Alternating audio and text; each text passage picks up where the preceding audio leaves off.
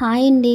పారిజాత పుష్పాలను కిందని పడినవే ఎందుకు పూజించాలి? ఈ వృక్షం ఎలా ఉద్భవించిందో తెలుసుకుందామా?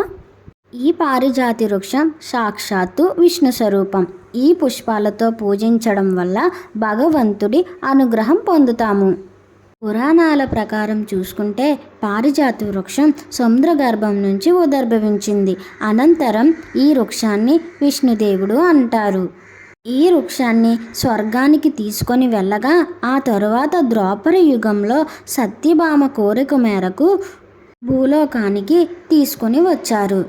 ఇలా భూలోకంలో ఉన్న పారిజాత వృక్షానికి పూసిన పూలు చెట్టు మీదే కొయ్యకుండా కిందకు రాలిన పువ్వులను మాత్రమే స్వామివారికి సమర్పిస్తారు.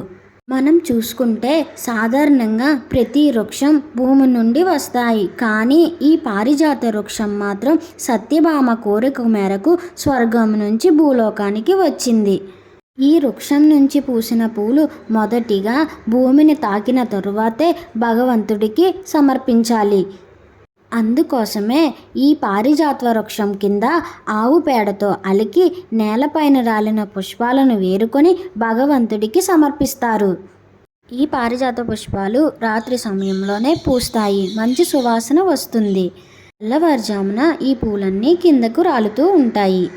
ఏ ఇంటి ఆవరణంలో ఈ పారిజాత వృక్షం ఉంటుందో ఆ ఇంటిలో సిరి సంపదలు కలుగుతాయి. వీడియో కానీ నచ్చినట్లయితే లైక్ చేయండి.